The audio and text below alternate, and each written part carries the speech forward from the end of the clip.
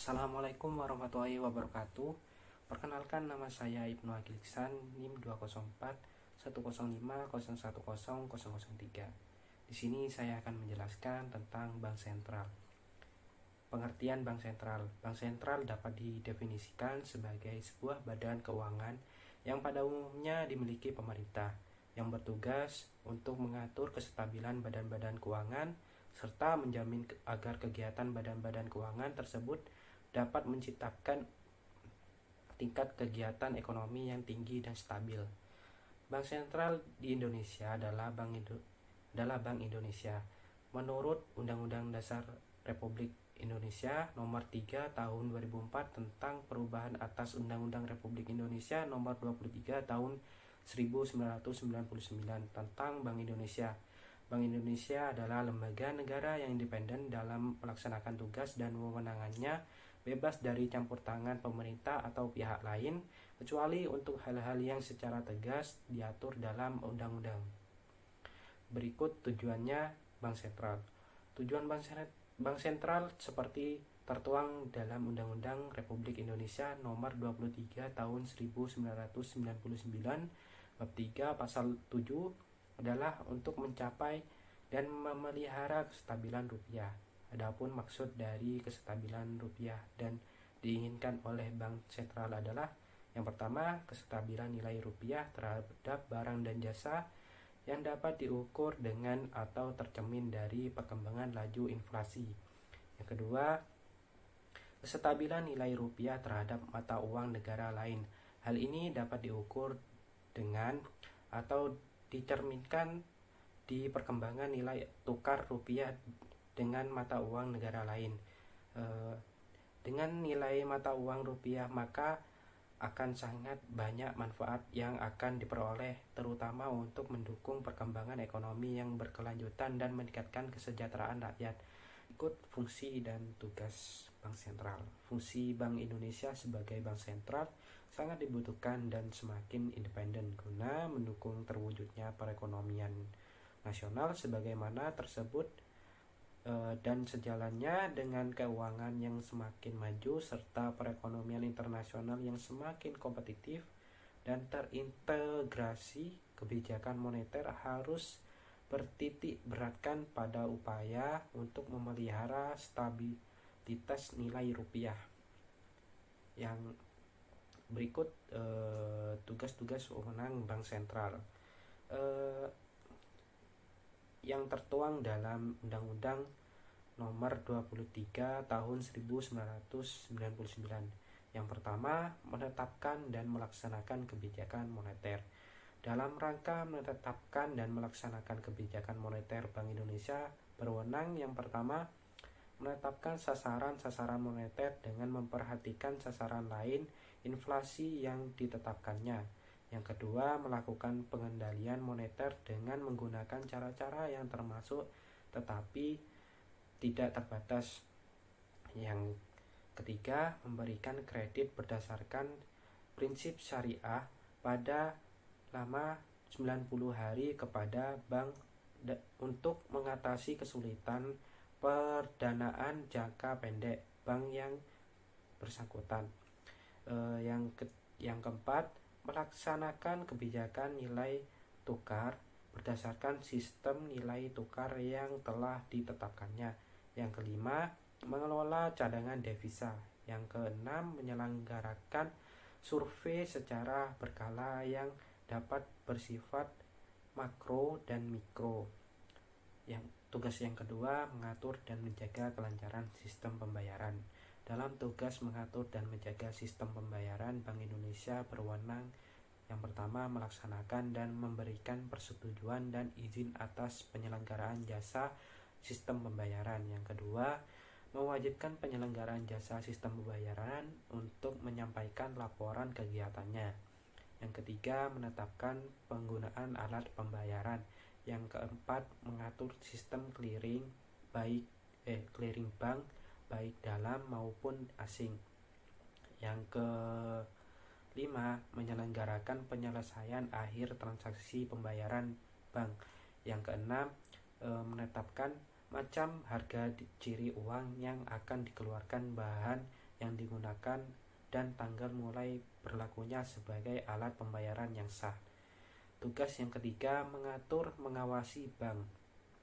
Dalam hal mengatur dan mengawasi bank mempunyai wewenang yang pertama, menetapkan ketentuan-ketentuan perbankan yang memuat prinsip-prinsip kehati-hatian. Yang kedua, memberi dan menyambut izin bank. Yang ketiga, memberikan izin dan pembukuan, penutupan, dan pemindahan kantor bank. Yang keempat, memberikan persetujuan atas kepemilikan dan kepengurusan bank. Yang kelima, memberikan izin pada bank untuk menyampaikan laporan, keterangan, dan penjelasan sesuai dengan tata cara yang ditetapkan Bank Indonesia. Yang keenam, mewajibkan bank untuk menyampaikan laporan, keterangan, dan penjelasan sesuai dengan tata cara yang ditetapkan Bank Indonesia. Yang ketujuh, melakukan pemeriksaan terhadap bank baik secara berkala maupun setiap waktu apabila diperlukan. Yang kesembilan, memberikan bank untuk menghentikan sementara sebagai atau seluruh kegiatan transaksi untuk apabila menurut penilaian Bank Indonesia transaksi patut diduga merupakan tidak dipidana bidang perbankan. Yang ke-10, mengatur dan mengembangkan informasi antar bank. Yang ke-11, mengambil tindakan terhadap satu bank sebagaimana diatur dalam Undang-Undang tentang Perbankan yang berlaku apabila menurut penilaian Bank Indonesia dapat membahayakan kelangsungan usaha bank yang kebangkrutan atau membahayakan perekonomian nasional. Yang ke-12, tugas mengawasi bank akan dilakukan bank oleh lembaga pengawasan sektor jasa keuangan yang independen dan dibentuk dengan undang-undang. Berikut pengertian kebijakan moneter menurut konvensional atau syariah. Kebijakan moneter menurut konvensional adalah salah satu usaha dalam mengendalikan kegiatan ekonomi makro agar dapat berjalan sesuai dengan apa yang diinginkan melalui pengaturan jumlah uang yang beredar dalam perekonomiannya.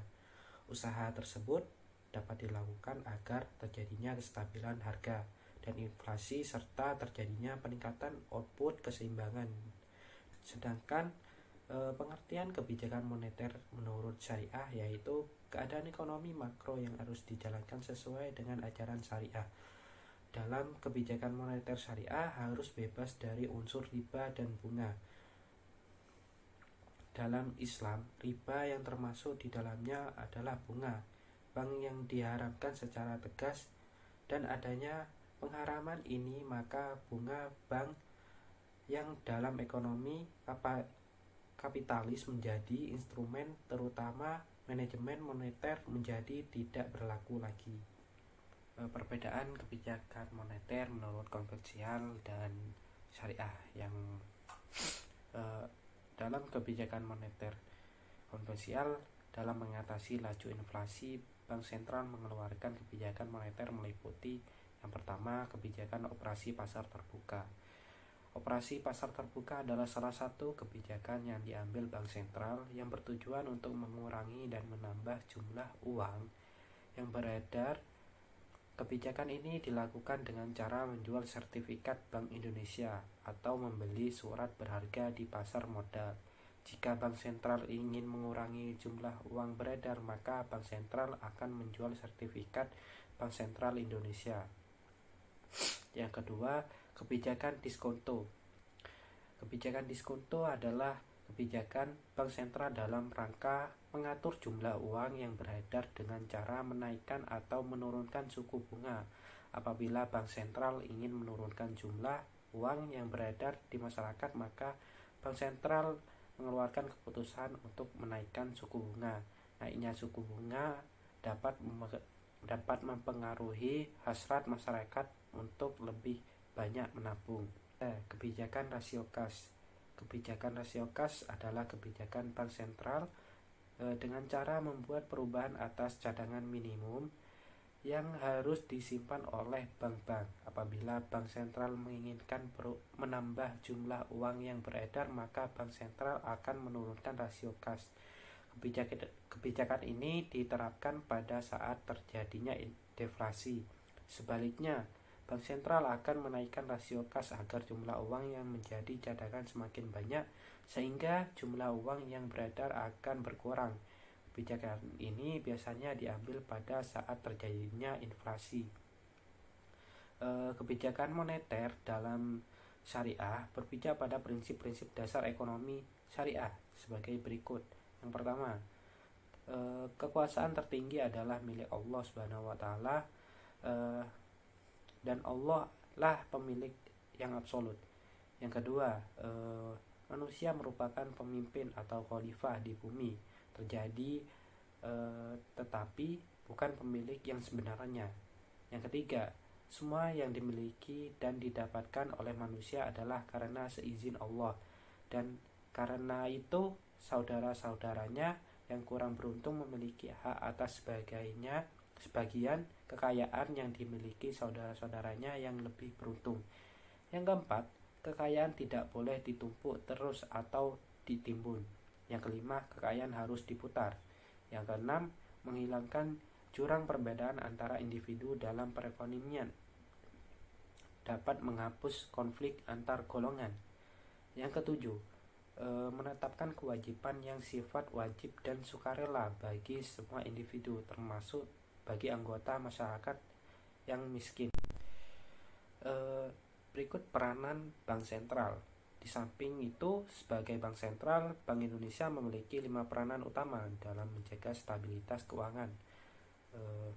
Yang pertama, Bank Indonesia memiliki tugas untuk menjaga stabilitas moneter melalui instrumen suku bunga dalam operasi pasar terbuka. Untuk menciptakan stabilitas moneter, Bank Indonesia telah menetapkan suatu kebijakan inflation targeting framework. Yang kedua, Bank Indonesia memiliki peran vital dalam menciptakan kinerja lembaga keuangan yang sehat, khususnya perbankan melalui mekanisme pengawasan dan regulasi. Yang ketiga, Bank Indonesia memiliki kewenangan untuk mengatur dan menjaga kelancaran sistem pembayaran. Yang keempat, melalui fungsinya dalam riset pemantauan, Bank Indonesia dapat mengakses informasi-informasi yang dinilai mengancam stabilitas keuangan.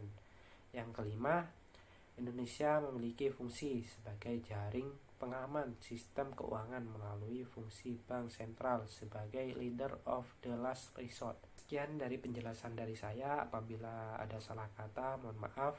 Wassalamualaikum warahmatullahi wabarakatuh.